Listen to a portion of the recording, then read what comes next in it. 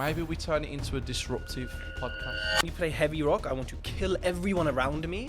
So do not play heavy metal around me. I'm at a point now where I'm, financially free. I can just do what I want. I can chill. Controversy seems to sell. When people are building brands and trying to get all eyes on them, do you think that people should be controversial? People say to me, "Oh, Tej, when are you going to follow me? When are you going to give me a follow back?" Always. And I'm like, shut up. But I don't want to see your shit. This is for you. You know who you are, people. So, guys, conspiracy theories. Guys, dream big, podcast, special guest, yellow, orange, infamous or famous. Let's see what he has to say. Introduce yourself. Hey everyone, I'm Tej. I am a humble... That is the most somber intro I've ever seen. That is not you. Listen, it's Saturday. I've been to the spa. Did my face did. I was in the sauna steam room. The heat is just getting to me. I'm a property developer, investor. I teach people how to do property, build their brands. I have a podcast with almost 1 million downloads. We're getting there day by day. I do some public speaking, which we've done together, which has been awesome. I am buying businesses. I'm currently buying a cleaning business and looking at a few different types of businesses. And I've written 2 books on Amazon, one of which is still the only book on buy, refurbish, refinance that, actually gives value and content. So love that. Great intro. Somber intro. We're taking it easy. I'm sure you'll get me riled up with some of your questions. Yes. Maybe we turn it into a disruptive podcast. Well, you have been disruptive in the industry. Coming in, kicking doors down, Yeah, something like Literally. that. Trying. So, let's get straight into some interesting things that people don't know about you. Okay, yeah. Okay. You can dance. You have lots of videos on a personal collection, which I'm yet to see somewhere. So I don't know if you're building some sort of big montage of me, but it's you. I do actually have some really cool videos of you dancing. I could make a whole reel of them, I think. But yes, I used to be a professional dancer. I've danced in front of 4,500 people at Wembley. Wow. The same stage as Beyonce. She wasn't there. I think she was in the audience screaming my name, probably. But she wasn't there. And yeah, I stopped that 7 years ago, I think. Okay, what is it about dancing? Why? I don't understand it. I am a creative. I love that. I am a creative person. I love designing things, and so dancing is, I think, an outlet of creativity. I think music, when I hear it, is just some of it, not everything. Like Burna Boy. When you play heavy rock, I want to kill everyone around me. So do not play heavy metal around me. When I hear music, it just gets into me. I can't control it. The brain waves, everything changes, and it's good exercise, it's good fun, and it's just an output of creative energy. Are you the life and soul of the party? I have been told on multiple occasions by multiple people, but I don't know. I mean, I'm telling you are. Oh, well, then I'll take it, So, the black tie event, you was the life and soul of the party. And that was the first event you and I really did, yes. Like when I was on stage with you, Yes, life and soul of the party. I actually remember looking out into the crowd and you was actually the one that started the dancing off. I probably did, yes. The tables moved and I just saw the Red Sea basically parted yeah. And then also at the networking event where Michael Jackson decided to come along. And I can't believe you got him back from the dead. I mean, the amount of things you can do, eh? Yeah, he really looked like him, didn't he? He did. Yes, he danced like him as well. He did dance like him. Yes, then you decided to take it into your own hands. Listen, sometimes some things are better in your own hands. Okay. But whilst also being shared with others, we can all hold the responsibility of dance and vibes and energy, I saw your shoulders moving. Yeah, my shoulders were definitely going. You understood it then. You got the assignment. My shoulders were going, not much else. But my shoulders started moving a little bit. You don't want me dancing because you had all that experience. I don't know how much you practiced as a kid, but if I decided to come on stage, you'd be in trouble. I think I would have to just walk off, bow, and say I'm never going to dance again. Yeah, that's why I don't do it. But maybe at the black tie event on June the 10th, I'm going to have to drag you like an Indian auntie at a wedding onto the dance floor. Maybe we have a dance off. Not me. You and a couple of the members of the circle and people who come. We might have to. Let's see. Okay. Different type of start to a podcast. Yeah, no, definitely. I much prefer this. But it's fun. What do we have here? Oh, wow. Okay, so this is your website. This is my website, yeah. Did you design this or did you get someone to do it for you? I designed it all myself. I love doing it. And I find it quite straightforward. I've designed stuff for my mentees, for their websites, etc., because I love it. Can we go back up to meet your host? So go down a little bit. There we go. So, after buying 15 properties in your first 9 months, building a £1.3 million portfolio and raising £850,000 of private investor finance. You are now buying and building other businesses. So does that mean you're completely out of property? No, I think it's too good of an asset to leave. I think once you buy it and you know how to buy it, you've got the team, you've got the knowledge, you've got the investors. I'll always keep buying property, but it'll be very outsourced. I might use a deal sourcer, God forbid if I have to.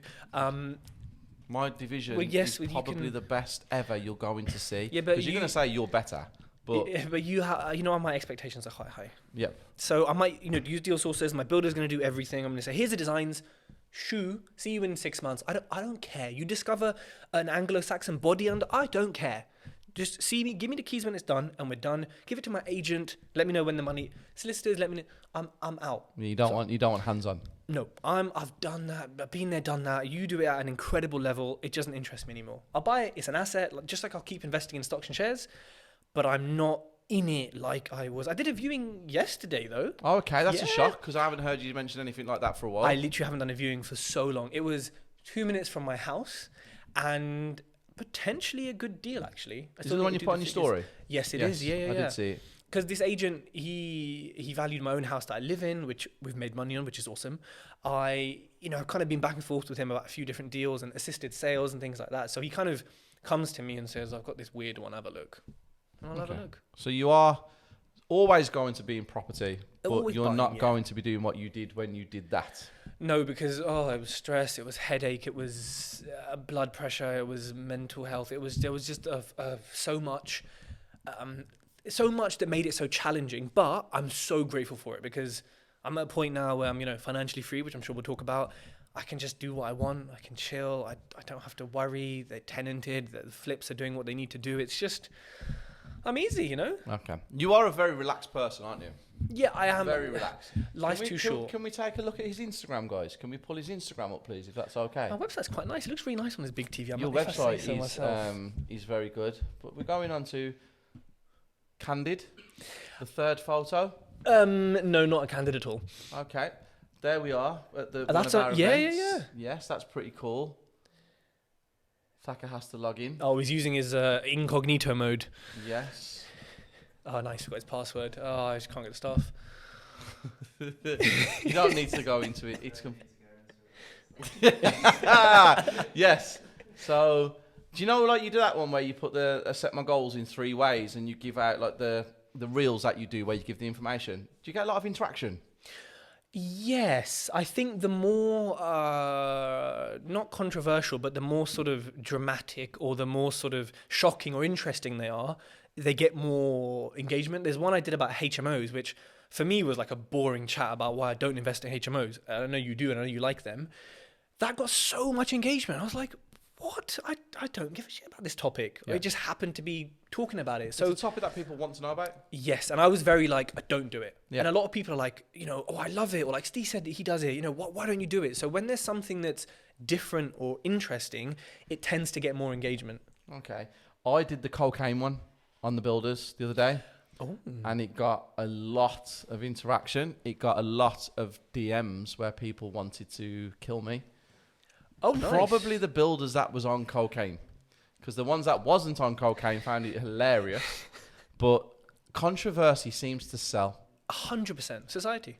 So when people are building brands and trying to get all eyes on them, do you think that people should be controversial, or do you think people should just carry on with what they're doing, because the growth level of doing you compared to the growth level of calling someone out and being quite, it is completely different, isn't it?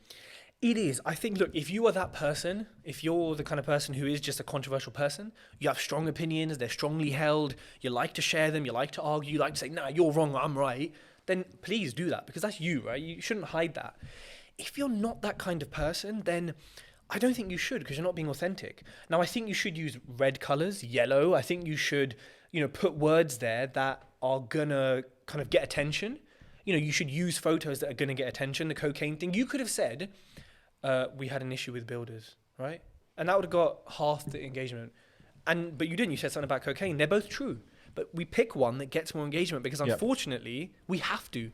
Otherwise, we're wasting hours of video, hours of editing to not get engagement because we were, very bland with the title. So people have to just have catchy, engaging titles. And this is why copywriting is so important. The most underrated skill of anyone in a brand is copywriting. Are you able to write copy that's going to engage people? So if it's you, do it. If it's not, be true to yourself, but be engaging. You can see the ones that are forcing it. Yeah. I see it all the time. I'm very opinionated. You know me personally. But I'm not someone who's going on social media to have a drama. Because I don't get paid from that. It'll get me eyes and views, but I'm all about making money. So anybody speaks to me face to face and wants to know my opinion on something, if I have an opinion, you're getting it. But I'm not going on social media just to do it for the sake of it. I'll do it when I strongly believe in something. You called my car an Audi. Yeah. Yes, and you still call my cars Audis. I do. You into cars? Love cars. You've got a car outside that costs as much as a jet to run. Unfortunately, it does. Yep, I think about this sometimes. I try not to think about it. What's your thoughts on it? Because I know how much that car costs to run. You know what? The other day I was shouting at my car. I was like, why are you showing me the reserve sign again? Right? Because they put in such a small tank as well. And that's also an issue, right? Having to find a petrol station, stop, get out. So for me, when that happens, I then put my foot just past 2,000 revs and it goes, and I say, okay, it's okay. It's okay. This is why I've bought it, because yes, it costs more to run, but then at the same time, I don't buy watches. I don't go to Waitrose. I don't spend on other things. So for me, the sound that it makes when it starts up, the sound when I'm driving, the fun from driving it, far outweighs that cost. Yeah. For me, it's an emotion. I'm paying for an emotion, and how often can an emotion be paid for that easily? Dream car. Koenigsegg. So you've gone right to the top. You know why? In my opinion, it's the only car make that is 100% its own, as far as I know. The only car that has a manual and automatic gearbox in one, and a manual with different shift mode. It's insane. The engineering in those cars is just, no one is near. Bugatti, okay, fine. Bugatti is a trophy. It's engineering wise, I'll fight anyone. No one is near Koenigsegg. Do you know which one you want? They keep releasing all the time. The first one I had in my room was the CC8S. I think that was one of the first ones. Then I had the CCX and the CCR. Whatever he comes out with, basically, I will just have. The Regera is gorgeous. The Jess goes nice. I think Carl Hartley's got one now and said it's the best car he's ever had. The engineering is coming from insane. someone like him, who's had every single car known to human possible, to say that's a big statement. It's massive. I've just saw the release of the Rivalto, the Lamborghini, the new one. Oh, nice. You were there. Yeah. Sensational. That is an absolute beautiful It is car. gorgeous. It is nice, but it's an Audi. It is. However, for the first time, they're actually, as far as I know, using less Audi parts, a lot more original. They fixed the gearbox in the Aventador. From what I can see, there seemed to be a bit of a divergence from Audi in this model. Okay. As far as I see. Let me know when it's cool to have one. Listen, they are beautiful machines, and I wouldn't necessarily not have one, but it just annoys me, that I'd pay that much, and I know everyone shares parts and stuff, but I just want to be like, that came from a factory in Italy. That's made why by... it's a Koenigsegg for you, isn't it? Because it's individual, and it's handmade, basically, everything with them. That's my issue, because I like cars so much. I'm just so that annoys me. You are a Urus fan, though, aren't you? I like the Urus in terms of look at it. It's just gorgeous. Yeah, they are and amazing. it's a statement as well. Even I know you, right? But when you pulled up here, it's just a statement. Yeah. And I know the impact it has on business, so I'm not against them at all. And I just know the perception as well. If someone turns up in a Ferrari or a Lamborghini, there's a different perception. Yep. And I know the importance of that in business. Yep. So Ferrari, Lamborghini. I've always been a Ferrari fan. Yeah. My whole life, my dream was to own a Ferrari. I got to actually own a Ferrari, and I've owned multiple ones. Ones. But I got treated very badly by Ferrari in Birmingham, and it completely soured my taste. And then I decided I'm not going to spend my money at Ferrari, so I went to Lamborghini. Oh, hang on a second here. There's you in my Audi. There's me in the Audi, and guess what? I made 10 grand off that video. Everyone signed up to my course. It was fantastic. See. I actually had one person DM me, by the way. Power of social media. Like actually thinking it was real, and they said, "Oh my god, like yeah, let me sign up." And I was like, "No, like, It's banter. Yeah, I was like, "What do I say?" I remember you filming that on the day actually, in my Audi. It works though. Yeah, if you do use it for that. Like 100% it works. And we talk about this all the time. So you said to me a couple of months ago, you was like, Steve, the property circle.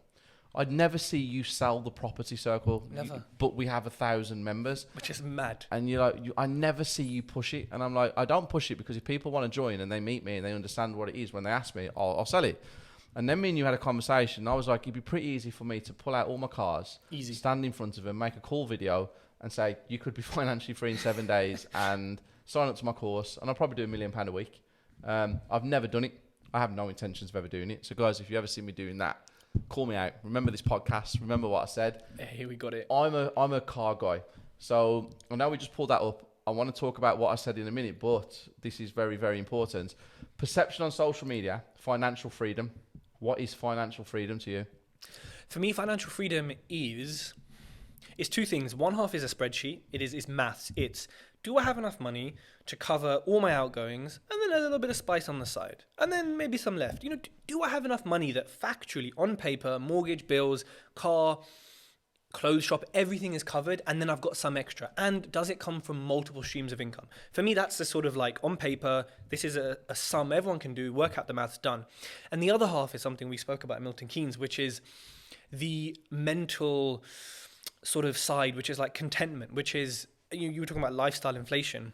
Of course that happens. And as entrepreneurs, we never stop sort of making and building. So when do we stop and when do we balance that? So the other half is, have I got enough that I'm content here? And if my lifestyle does inflate slightly, how do I then cover that? But am I not hedonistically chasing things on this side whilst sort of trying to get this to catch up, or building the money up so much to kind of chase things that I don't actually want or need or really deeply give me pleasure?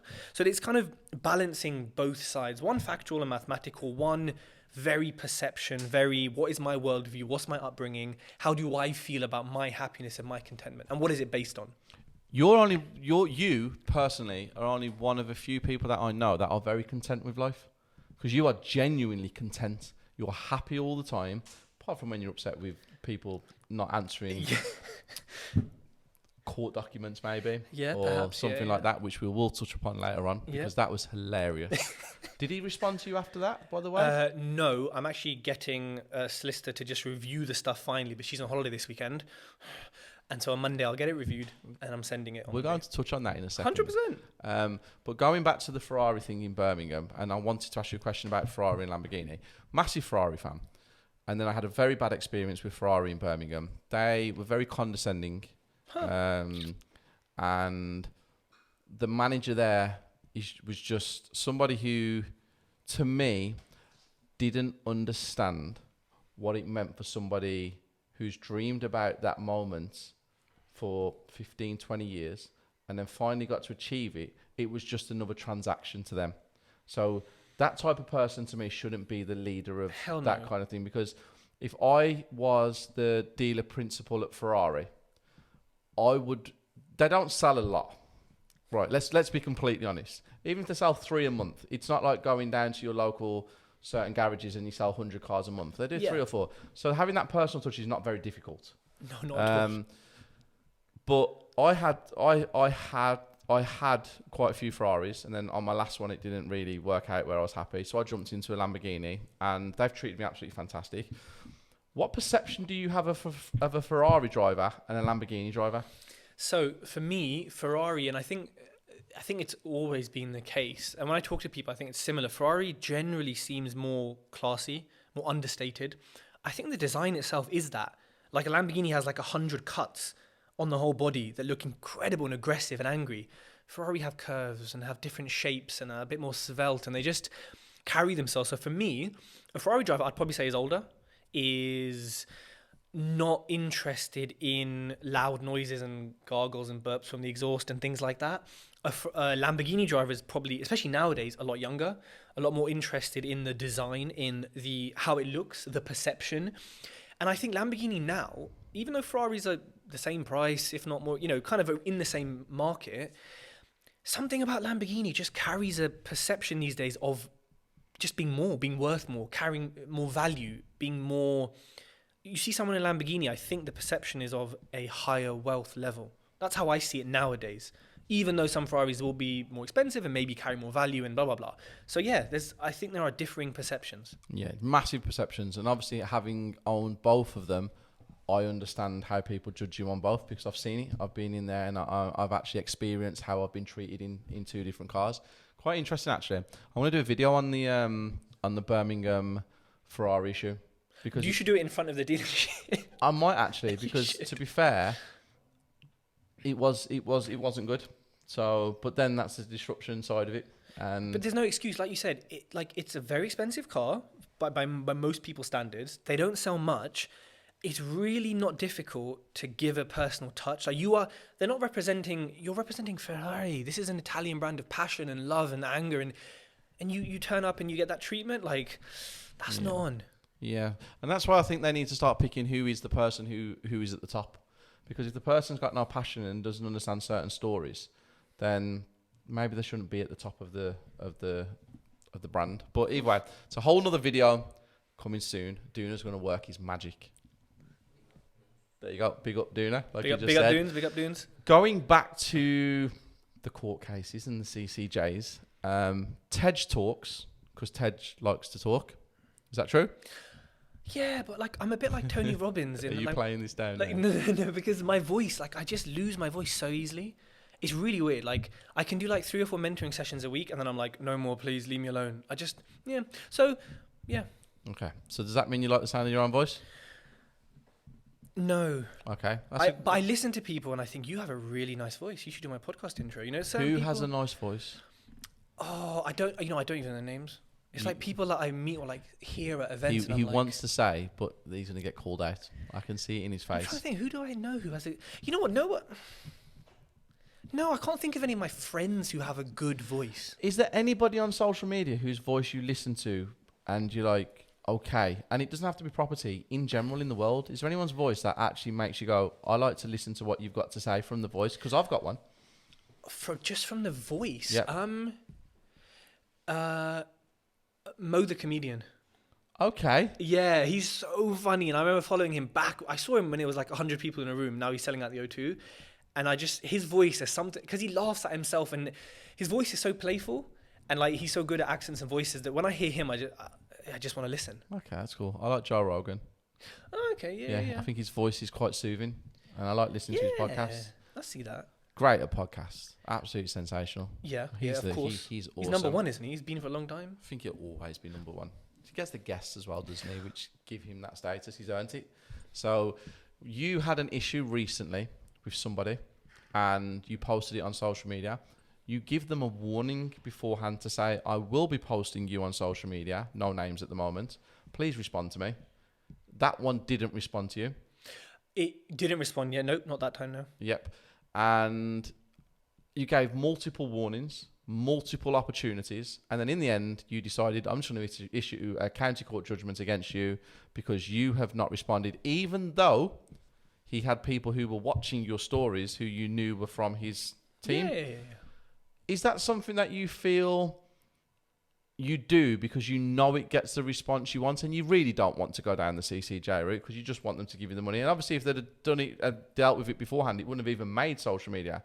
Do you think that is a good thing to show people, or do you think that's a bad thing to show people? I think it's both.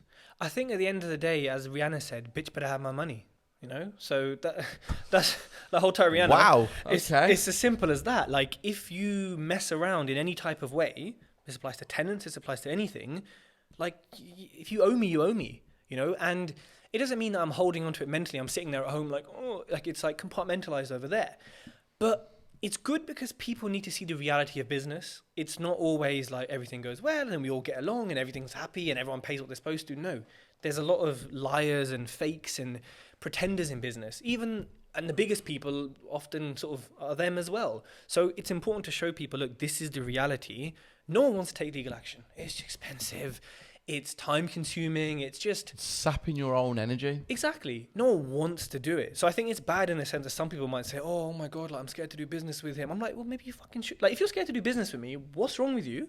Because why are you scared? I'm not Because scared. if you've got no bad intentions or nothing's gonna, if you got no thought process where it's gonna go wrong, there's no problem, is there? Yeah, like if you're not bad mind, then it's not. Then there's no issue, and that's why I do the warnings now. Before I didn't. Before it'd be straight to the gun to the head, done. But now I'm like, I give the warnings to show. Look, everyone, I'm trying to get my money back. As simple as that. And if I need to do this to make it work, then I will. And I know it works. Like, it works. In this case, it works with restaurants that have done. It just works because people don't want to be put on blast.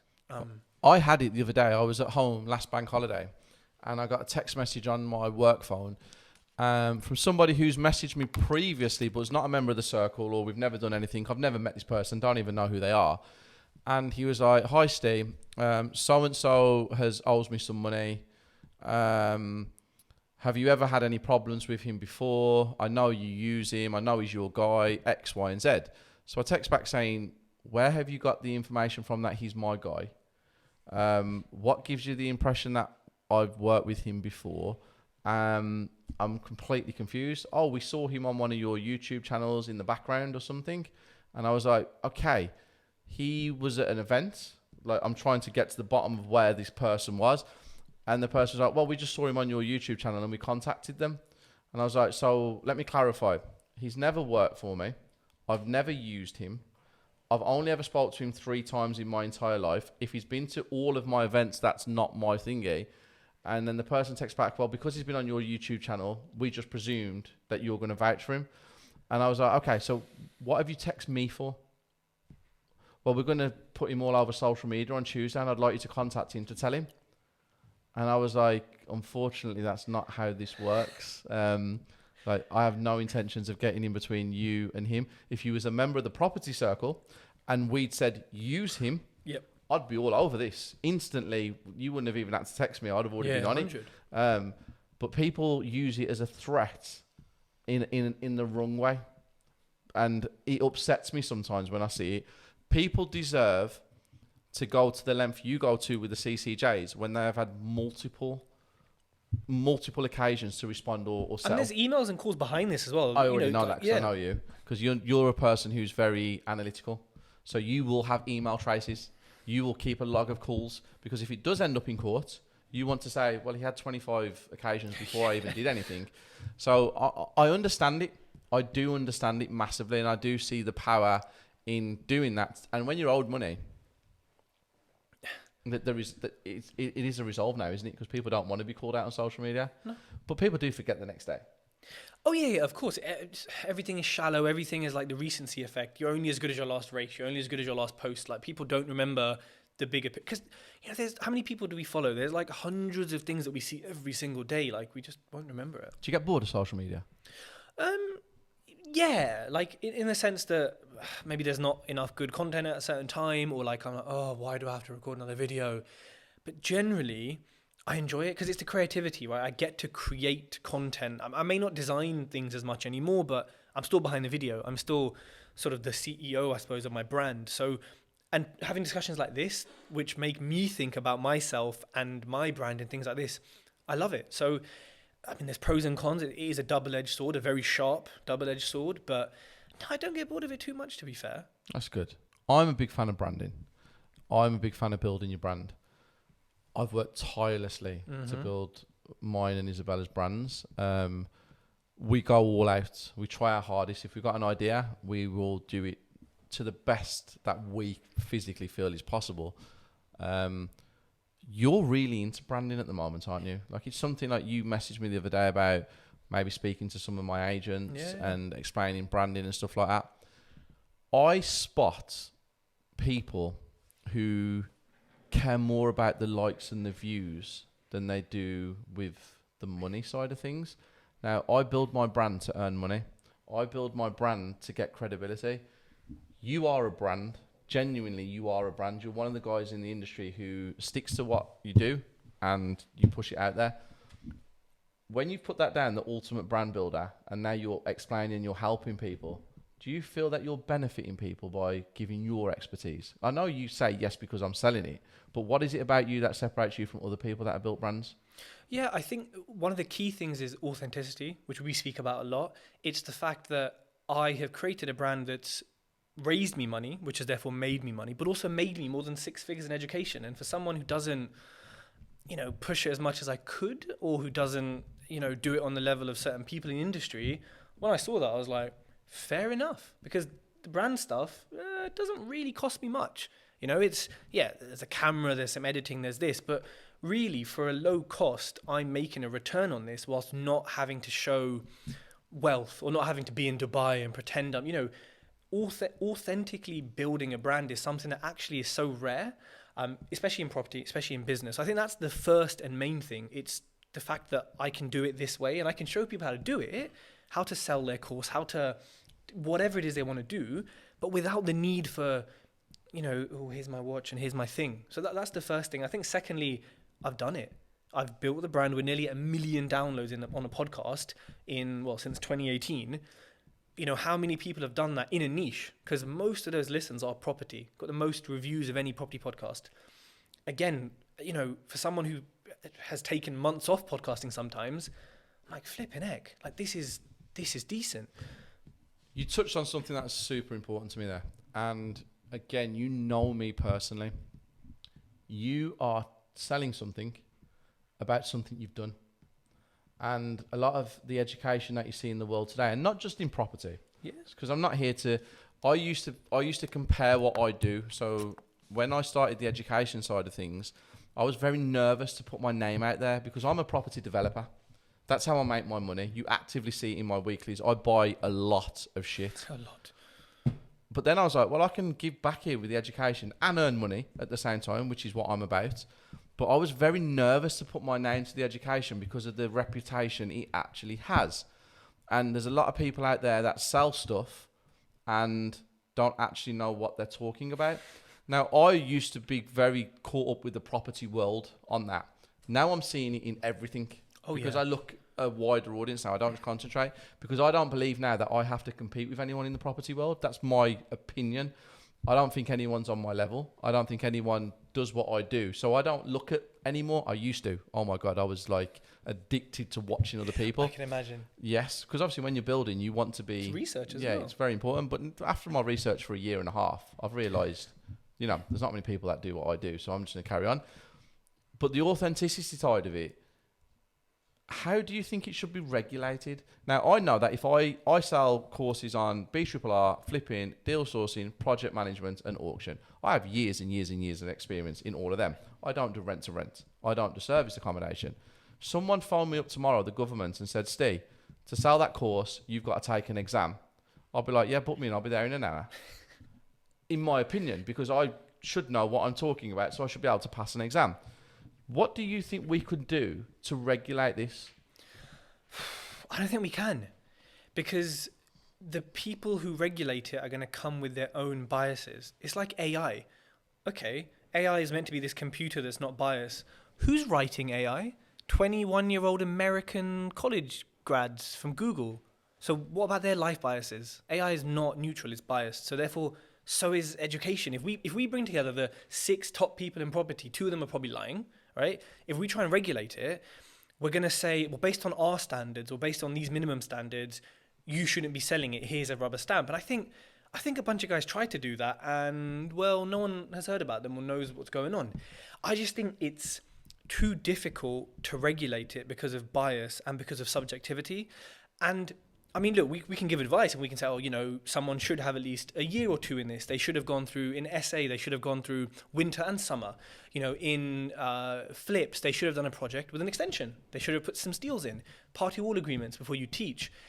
But at the end of the day, when people are doing this, if I get 5, rent essays in Birmingham, standard story now, there's loads of people like this, and I'm making $3,000 a month, or I'm saying that, I go to Dubai one time, hire a Lamborghini, usual story, take loads of pictures, I come back, I show my bank statements, I'm young people look at me and say, "Boy, he's 21, he's doing all this."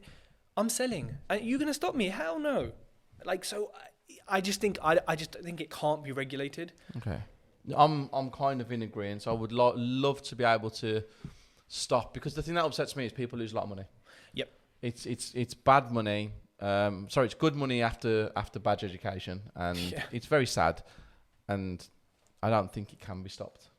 It can't be. And you know what? It's kind of like chicken and egg sometimes. I say, okay, so to society we say, what? So they promised you financial freedom in a month, and you thought that was correct. Yeah, you're a bit of an idiot as well. You're promising this. Okay, you're a bit of an idiot as well. It's like, who do you blame? It's hard. Well, I've spoke to both. I've spoke to the people who really don't know much about the education side of it, but they're selling a lot. And I've spoke to people who have paid for it, who don't know anything. And I understand the views from both sides. Yeah. And one of the educators that I spoke to in the property industry, who I don't like very much, by the way, said to me, if I don't take the money, someone else is going to take the money. Well, how do you argue with that? Because then it's just down to your moral compass and how you want to be perceived. I don't think this person cares how they're ever going to be perceived. But maybe their children will feel how they was perceived when they walk down the street and someone says, your dad ripped me off 20 years ago and my parents ended up with nothing. It's just a very tough subject. It is, but no one thinks, it's like with health, you know, people smoke, people drink, people do all this stuff, but you have one cigarette, you don't suddenly get lung cancer, you don't suddenly get an issue, it takes 20 years. So yeah, it's fine with diet. You don't really see the issues for many years. So it's the same thing with this. People don't think about the future. They just think, oh, that's the account now, we good, you know, and they don't think about the future. People struggle with long-term vision. Yeah. Let's get off that subject, because this could turn into a podcast that probably reaches 1 million views if we start saying people's names, and I'm not really about that. It will, and it's not my podcast, so if anyone wants to sue anyone, you're suing him, not me. Yes. Thank you. It's all sponsored by the logo. So, guys, conspiracy theories. Ooh. Here we go. Duna has just laughed his head off because Duna and me have a very, very, very good opinion on conspiracy theories. He thinks I'm crazy, to be fair, sometimes. He actually genuinely does. He looks at me and he's like, here he goes again. There you go. See, have you seen him ever react like that? No, exactly. He's ready for the engagement. Guys, if you could see this behind the camera. So, are you into them? Do you believe them? Is there anything out there that you think is like COVID or something like that? Is there something that you've got? Yeah, that's definitely. I think nothing is what we are told and nothing is what we believe. Like, I think things like 9/11, for example, if we're going to go there, I think there's a lot of evidence as to it being an in-house thing. COVID, I mean, whether it was sped on purpose or not, the way it was handled was just, I don't even think it's a conspiracy. I think it's facts, the way the government handled it. I don't know, give me some other examples of conspiracy theories. The pyramids. I think there's a lot of strong people carrying a lot of stuff. That's a crazy one, isn't it? You could literally go all day about stuff like that. You could, yeah. Do you pay any attention to stuff like this? Do you read it? Do you watch? No, because I think a lot of it is news and stuff. I think with my scientific brain, I always like to okay, what's the evidence? What's behind that? Because you're very analytical. Yeah. And that's why I brought this up, because you're someone who's matter of fact. Yeah, like if you can't prove it to me, or at least, I mean, look, we can't prove how the universe started, but we can theorize it. If you can give me at least a theory or at least something around it, then I'll listen to it. But there's so much out there in every single sector about, eat liver and then your liver benefits from it. What? Sorry, there's no scientific benefit in this. Or like, cosmetic stuff. And there's so much bullshit out there that I tend to just ignore it. Unless you bring it up like this, or we're, chatting, I'll kind of engage, like if I like you and trust you. But if it's just on the news or some crap, I'm just like, just leave it, man. It's not for you. I'd rather just play Xbox or do a podcast or something. Do you consume a lot of it, social media? Not just the conspiracy theory. Do you consume a lot of social media? Yeah. I think without realizing it, yes. Do we all do that? Yeah, 1,000,000%. It's you open it, you scroll, dopamine, serotonin, everything's hitting you, everything's being absorbed by you. That's why there's certain people, and at your events, people say to me, "Oh, Tej, when are you gonna follow me? When are you gonna give me a follow back?" Always, and I'm like, "Shut up." Do you know I get called out all the time? Yeah, but I don't want to see your shit. This is for you. You know who you are, people. If I don't want to see it, I'm not gonna follow. I'm sorry. It's as simple as that. If you're posting good content and you're building a brand, I will support you and I will follow. 99% of these people are not. They just want a follow. I'm like, make me follow. Do something good enough to make me follow. So I tend to just like say, nah, Larry, I'm not following you. Like dead Instagram. I get called out massively. So I was on stage at one event and I was like, your social media is good. Because I do watch. But he was like, well, you never like or reshare. And I was like, I mean, fair enough to them. The way that my Instagram account is set up, it takes 3 days. Oh, wow. Wow. You do not follow Duna, but you call him a genius. No, don't worry, carry on. Yeah, but it's just him in like shorts and like getting a tan and shit. Like literally, it's just bare So shorts, he does know. man. He does know. So he's watched and he saw. Wow. See what I said? If I don't want to follow, I'm not. If he posted video editing shit, I'd be all over it. But he doesn't. Yeah, look, he's posting right now. Yeah.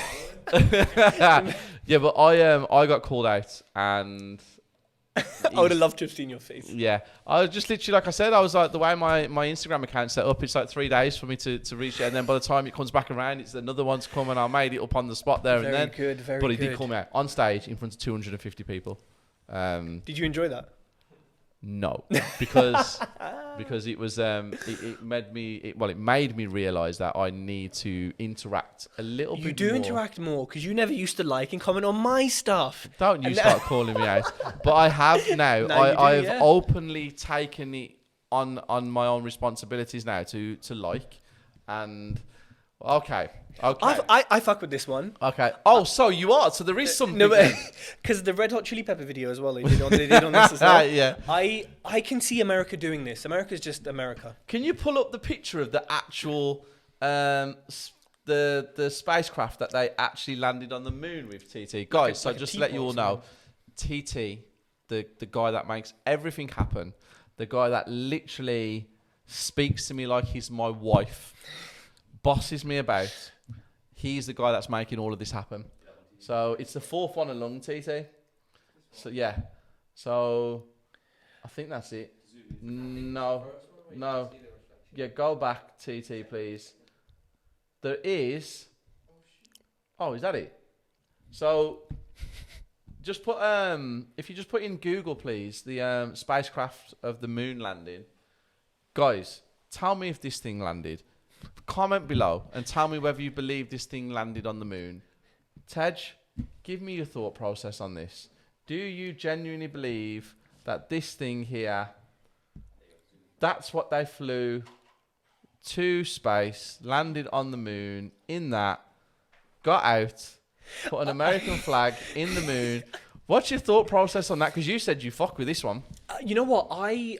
I can see them doing it because it was a while ago and they do wrap stuff in literally aluminium foil.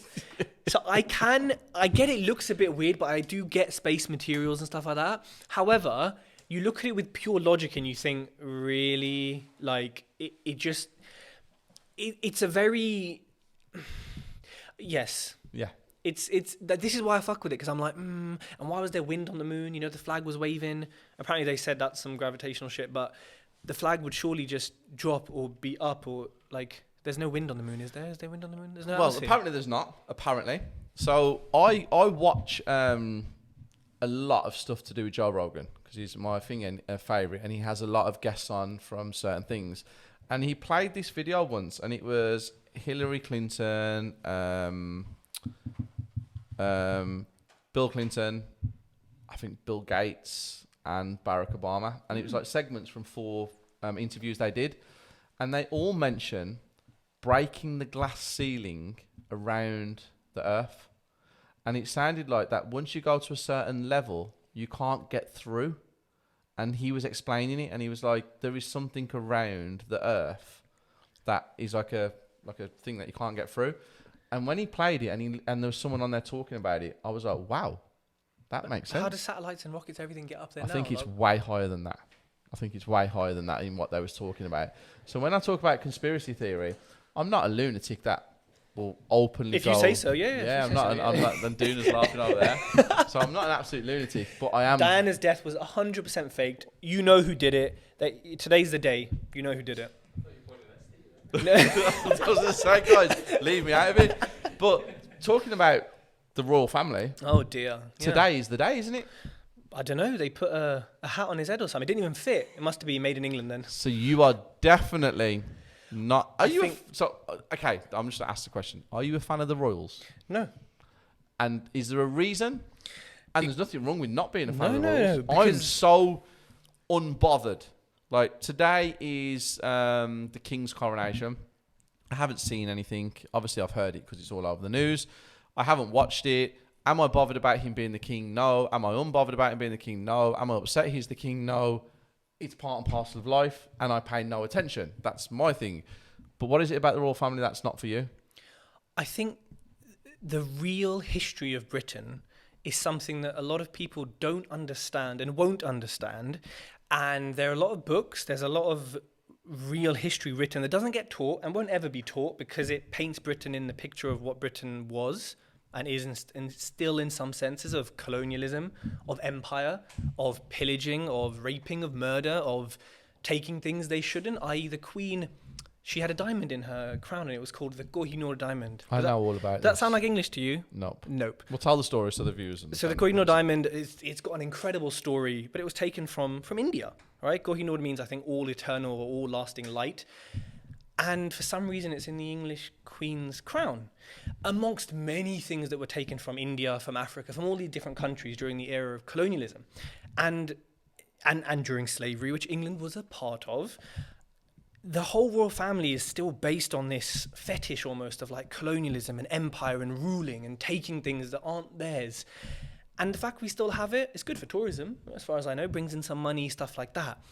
But it's just like, it doesn't make sense. If you understand the history, for me, there's nothing to celebrate, you know, because my family's lives were affected by it. The partition in India, 1947, for example, that was done by the royals, you know, and many stories before that. And it's just not a nice taste to look at and see and celebrate, because like, I don't know what I'm celebrating, you know, like England only stopped repaying. So when slave owners had slaves, who should get repaid for the lives they had to lead? The slaves, surely. Britain, only, I think it was in 2015, only then did it stop repaying slave owners for their losses. And this is all documented. It's like in the documents.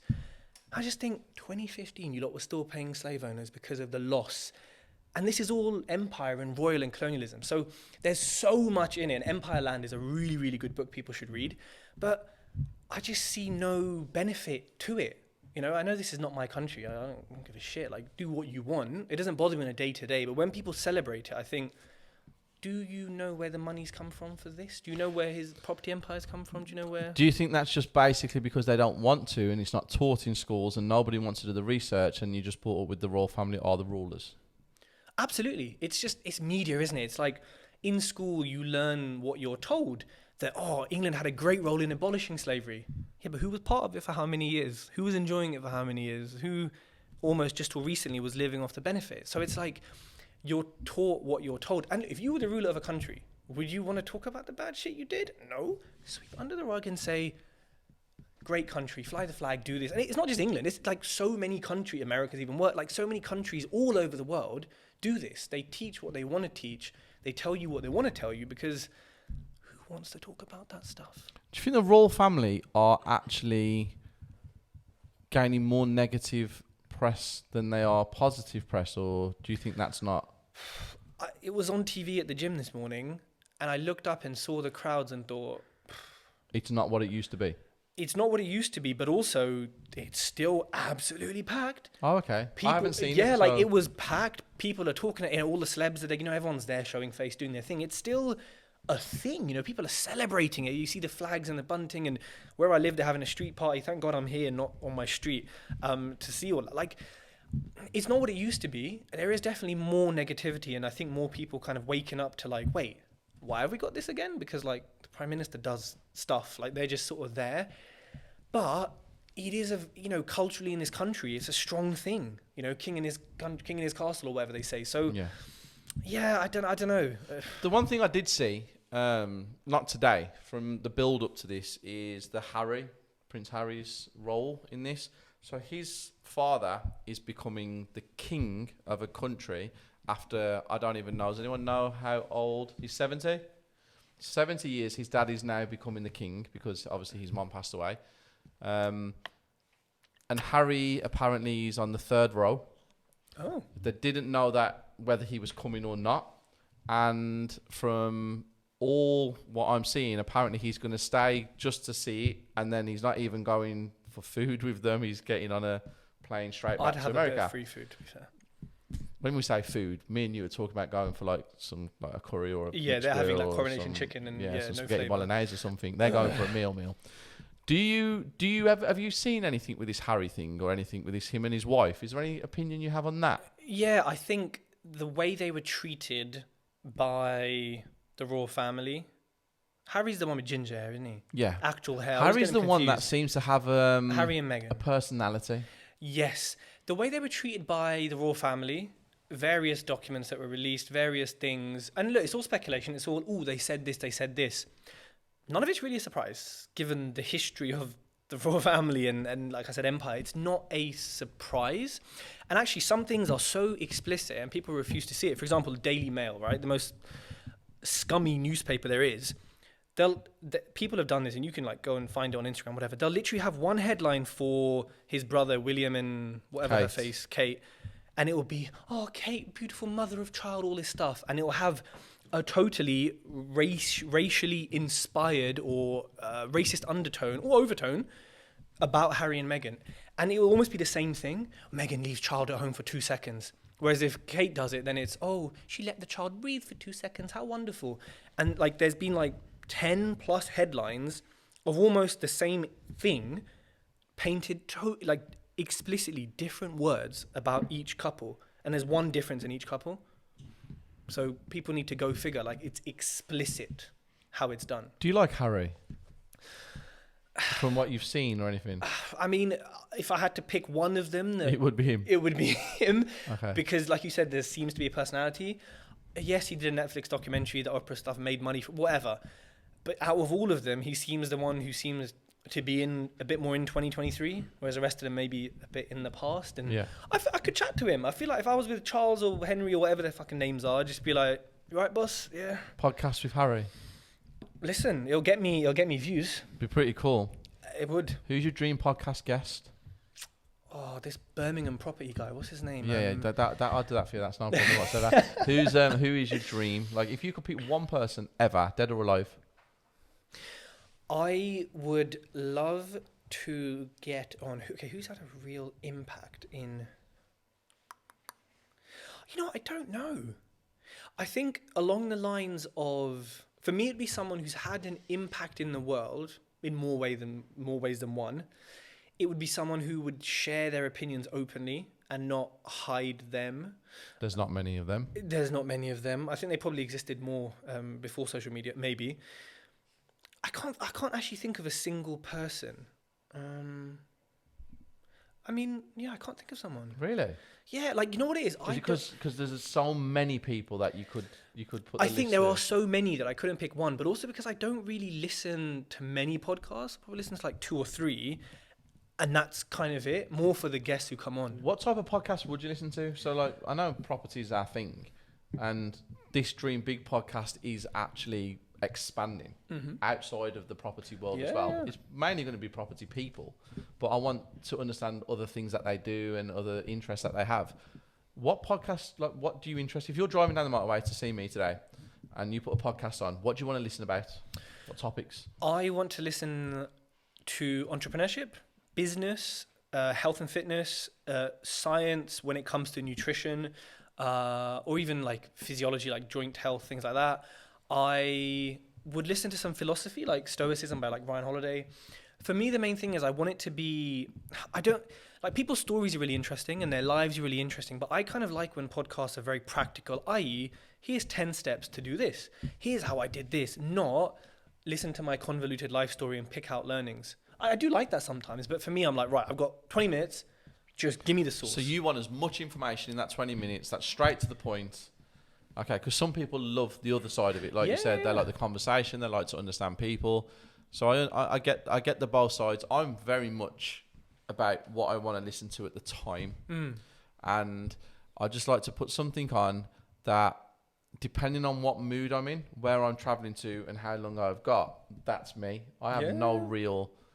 I can listen to property. Tell you what I did watch, which is I don't know whether TT is going to be interested in this. Stephen Hendry, the snooker player. Oh yeah. I think he was 7-time world champion. He literally popped up on my YouTube, where he plays snooker with a guest. Oh, that's cool. And it was Ben Foster, who's an ex West Bromwich Albion goalkeeper who's just been promoted with Wrexham. And I watched it and I was like, wow, this is seriously That's so cool. because they had a conversation over a game of snooker. That's and it cool. got my attention. So I'm very eclectic, I think the word is, at anything that I see when I'm out there. But the guests on a podcast, when I ask you who's your dream guest, and you couldn't really give me a direct answer, because the obvious ones are Elon Musk, Yeah. Steve Jobs, Yep. Michael Jackson, people who have changed the world. But people who watch podcasts and listen to podcasts in today's world seem to want people who are more relatable to them. 1,000,000%. It connects. Like if you have Steve Jobs on, I mean, that's not me. And it never will be me, and I don't want that to be me. And like even if I wanted to be him, he's 1,000,000 steps ahead of me. Where's the person who's 4 steps in front of me that I can say, I could do that this year, next year? Exactly. So I think podcasts with less well-known people are becoming very, very popular. Before, you needed a thumbnail if it was on YouTube. My guest today is Michael Jackson, which is not going to happen, guys. But yeah, my guest today is Elvis Presley. And oh my God, look who's on the podcast. Now it's my guest today is somebody who is there, like you said, 4 steps ahead. They probably have, 30 houses, a couple of nice cars, a bit of a following, got 2 really good businesses, and I want to learn from them because I feel like I'm relatable. You're not really relatable to Elon Musk and stuff like that. But yeah, so you can't give me an answer. Still got no one in your head. Martin Luther King comes to mind. Oh wow! So you just straight to the top again. Bam. Yeah, boom. Just straight to Burna Boy. Yeah, but I was thinking. What Burna would you Boy. want to speak to Burna Boy about? Because I only listen to his songs, but what would you like to ask him? He's hustled for a long time. Like everyone knows him now, but people didn't know him 5-6 years ago. People didn't know him when he was like living in Brixton and like making music and combining like different genres. And so I'd just say to him, like, what kept you going this whole time? Where did your creativity come from? The swag, talking about the swag. Swag. Come on. Let's talk about your swag. So, we went to D. Ludlow and Aaron Branch's event together. They asked me to be the guest speaker. Did you speak? Sorry, did I ask that question live on the channel? I don't need to speak. Everyone knew who I was as soon as I walked in. Where did you sit? At the back. It's okay because you're guest speaker at our black tie event, so that puts us back on. Back on thingy. But we was there. You rocked up. As I do.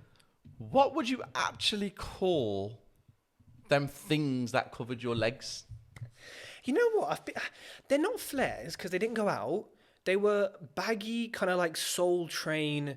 I'm gonna say 80s, maybe early 90s, kind of like baggy, but still fitted around the booty. Yeah, they're still fitting around there. Oh, shit. Straight-legged, beige, off-white, mayonnaise, with a blue blue, I don't know, like a 2-inch stripe down the side. Listen, people love those literally, they are like my statement piece. People love them. Are you a fashionista? No, but I haven't been for the past years of my life, yeah. I've been dressing like shit, and my wife's like, you represent us both now. Can you change yourself? And she approved them trousers when you went out? She loved them. I'm not having it. I'm not having it. Listen, all my outfits are approved by her. I said, in 2023, I'm going to be a fashion icon. Okay. And I'm delivering. I wish we had a photo. Do we have a photo, guys? We really do. We have a photo. Show them. I should have brought them with me and frame. I'm going to frame them when I'm done with them. Guys, you need to comment below on your thoughts on these. Now, he asked me to take a picture with him. He actually said to me... You didn't know because there's no picture of us. Yeah, I know. I was... What are these? That was exactly them. That was them. Nah, this is not it. Not having it. People don't comment. See, TT, one of a kind, absolutely amazing. But you are you do have some swag, don't you? I know we all know you for your yellow hoodie because that is your brand, that's your marketing. But when you are at events, you do make an effort, don't you? I do. It's on my Instagram now, I think. I have to. Can I you just go said... onto his Instagram as well, please, while we're here? I just said I need to make more effort. First impressions are really important. And being in luxury real estate, first impressions, super, super important. Super important. Super important. The crochet jumper there. Oh, there you are at another one of our events. Yeah, that's the swag. I mean... That was a little bit like more... But did you notice the beige and orange on the side of the trouser Yes. stripe matches the top and matches the bottom? And it was property circle colours. Which you didn't think of at the time. I didn't, but represent. Where is the Aaron branch? Again, you're at our event, which is pretty cool. Yeah, really good photo. When I asked you to give me the keys to your car, you said no. I don't remember that, but yes, we was there. What do you mean I can't... Go back onto that, please. Let's see what that was. It was a caption competition. What do you mean I can't drive your Performante? Is my gold VIP pass? I did say that at Aaron's event. You did say that, didn't you? The first caption, I think, is fact by Shaz there. What did Shaz say? If we go back onto there, Shaz says, the exact moment Stephen told Tej that there's no after party tonight. You are the after party king. I'm not. Beanie Man is the dancehall There king. we go. After party king. There we go. Yeah, that's up. It's the one above that's swag that one, as well. please. That's combining the Indian with the West. It's a reel, so it's not gonna. Yeah. Okay. We do have the vision. I'll go home and take a picture with him, and you boys can edit it in. Okay. Swag. What's at the black tie events? What are you coming to the black tie events, guys? Just to let you know, June the 10th, we have a black tie event. We have Property by Kazi, Charlotte Edwards, the accidental female developer, Andrew Roberts, Ranjan Bhattacharya, and this guy. Guest speaker. Top of the night. Because you did mention it to me previously. Did I? Did you mention I it just to me don't want to miss previously? food, but yeah. Did you mention it to me previously? What does top of the night mean? You're the main speaker. You're the one that. I wasn't even speaking at this event. All the mill you just said, come along, bro. Yep, and you always speak. But at this one, June the 10th, you are top number one. Okay, so there you go. Repaid you again. And you've sold out without even advertising. Well, we added 35 tickets. I saw it. We put added it, by the kitchens around the back. Today? yeah, we shortened the stage. So the stage was going to be 15 meters by 3 meters. Of course it was. So now we've gone to 10 meters by 3 meters, which meant we could add 35 more tickets. Oh, sick. So I think we advertised 35 tickets a couple of days ago, and I think we sold like another 15 of them, which is pretty cool. Standard. Are you going to make a statement that night? Is there anything that you are going to do that everybody who watches this, when they turn up on the night, the guests that have managed to get a ticket, is there something you can think of? It's black tie. Can you put a twist on it? Yeah. Can you pull up True Powell? TRU space Oh, yeah, the Powell. Birmingham guy. This is my guy. Yeah, This yeah, is yeah. a very good friend of mine and Isabella's. We've known him a very long time. On Instagram, please. Pull up True Powell. He's famous, isn't he? Like TV and all that. GMTV. Yeah. He is swag as well. He's a very, very, very good person. That's it. There you go. Top one. Blue tick. Blue tick and everything. Blue tick and everything. Now, let's check his swag out. So if we he go does down, have swag, to be fair. we have the pink top. Oh, I love the with pink the ripped jacket. jeans. I'm going to comment on that. Where'd you get Look, that from? Can you click on that one, please? That is the one. Look at that. My man. That is like wedding. What do you think of that? You know what? I had two ideas for your black tie, but now you're goading me. Okay, fine. If you just do one more picture, please, TT. If we can get one more of True. Let's see. You're just... the shirt. The oh shirt. my God, this guy's a swagger don. Look at that. The velvet. Look at that. True, take me shopping. Let's go bullring. Take me. The pink suit. I love the pink suit. I remember I commented on that thing. He's somebody that I see dress impeccably all the time. Some of it's out there for me. Don't get me wrong. I'm a black jumper, black hoodie, Capsule black wardrobe, bottoms. they call it. All black, white shoes, boom, boom, boom. Yeah, that's me. Is it capsule? Yeah, because it's like it's in a capsule or something. You don't have to think about it. You wake up and go on. I'm out. Yeah, everything I usually wear is black. I mean, look at that one. Look at that one. Oh, I love that. And then he does have the black tie. Yeah, he does have the black he tie. mixes it up.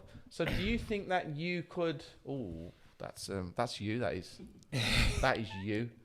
You know, I've got something in mind. I need do? to make sure it still fits, but I've got something in mind. It's it's levels. It's not black though, but I don't care. No. I'm saying to you, we give you permission to not come in black.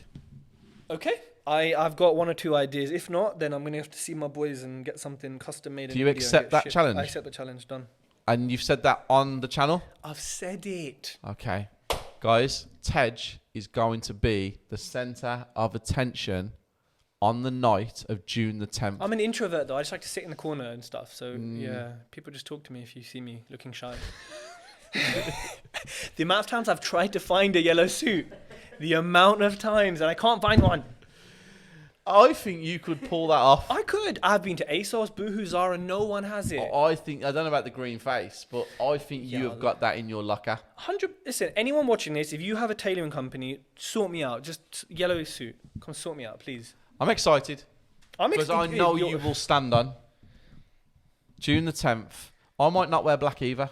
Well, last time you didn't even wear a tie. Like, you were definitely not following your own dress code. I saw you and thought, what? He made me put on these shoes. He's, you know. Oh. Yeah. Perks of being the guy. It's true. It's true. Being the guy. Yeah, being the guy. So, right, we're going to end the podcast. Dream big. The podcast is dream about you being in a yellow suit. Oh, people, might be more of a nightmare for some people. We'll see. Let's get that one out. Maybe you can pull up in the Audi. Yellow suit. Maybe. If I'm allowed, you know. Okay. I've never put it into gear. Yeah, I've just parked the whole time. Just revved it. Yeah. So, next guest. You get to pick somebody you feel that we should have on this podcast that can add value or inspire and motivate. You can pick anybody within reason. I don't like reason. Yeah, exactly. So anybody who is really there that you know we can reach out to and we will get a response. To an extent, obviously, you can still think it, but if you start saying people like George Clooney and stuff, that's not going to happen. So who do you want on, or who do you think that we should get on? Micah Richards. Wow. He's Decent. so funny. I just feel like it would just be constant laughter. Like, it just has to be done. His laugh is contagious, isn't it? You might need to lift this up because his quads he's a big guy, so he's hench. I actually know a couple of people who know him. I know you do. So that could actually... And then I want AJ because I know you know him. Yeah, that's not going to happen. But get someone like that. I can see Micah Richards 100%. Do it. Okay. What question would you like me to ask Micah Richards? How does he handle the fact that he's got so big not doing football and he's commentating on it and being a pundit, but he doesn't get to sort of be in the limelight playing anymore? How does that feel for him, who's someone who played it for so long? Yeah. Do you think he's bigger on now than he was when he played? Yeah. Okay. Much bigger. When he played, he was like just there's standard. A really standard. Like, Mike, I love you, but like standard. So there's an unbelievable clip where he says, I don't know what player they're talking about at Man City at the time. Yeah, and then he was like, as a youngster, I burst onto the scene. Yeah, I've seen this. They mock him for that. And then Roy Keane is absolutely pissing himself and goes, "You burst onto the scene? When?" And then he was like, "Yeah, I was 19, scored a header of England, called up and this and that," and they're just laughing their heads off. So he's banter. Him, Terry, Kate, and what's his name, Jamie, they're so funny together. I went and watched Thierry Henry play against Aston Villa, and it was a very long time ago, and he touched the ball twice, and both times he scored. And he walked down the tunnel, and there was a football player who sadly is not with us anymore, J. Lloyd Samuel. He fell on top of Thierry Henry at the end of the game and accidentally elbowed him. And he split all his lip and everything. He's bleeding. And as he come off the pitch, went downstairs to the back of the tunnel, and we was there, and we watched all the players come through. And he did not have one drip of sweat on his head. And I'll never, ever forget this. He played 90-odd minutes, cut lip, all bleeding. Didn't even look like he had a game of football, scored 2 goals. And he must have been like, "Oh, you're Steve Hamilton." Yeah. He said, "You're going to be on a Dream Big podcast in the future." But Thierry Henry is somebody who I actually would like to speak to. He's so cool. He's so cool. But Micah Richards, I'm there. It's going to happen. We're going to get him on here one way or another. Guys, if anybody else has got any connections with Micah Richards and mine don't work, comment below. Let's see if we can get him on. We'll donate some money to charity or something if he comes on and does this for us. So that's it. Another Tej day has ended. What can I say? It's been amazing. Thanks for having me. The topics have been very diverse, very interesting. Yes. I mean, nice reels made from this. Lots of, clips and stuff. It's been very diverse. It's been very. I know that for a fact. Which hopefully brings a new kind of audience. Yeah. And people have seen a different side to you. So it's not yellow, it's not moaning, it's not talking, and it's not property. All the things I like to do, to be fair. All the things you like to do. Guys, massive thank you for Tej being here again on a Saturday. And he will be at the June 10th event. So yeah, I massively appreciate that. Guys, Mick and Richards will be here one day. Guarantee. Thank you so much for watching. Please smash that like button. Subscribe to the channel if you are not a subscriber. Again, if you haven't subscribed, please support us, guys. Please smash that subscribe button as well as the like button. And I will see you guys for another podcast very, very, very soon.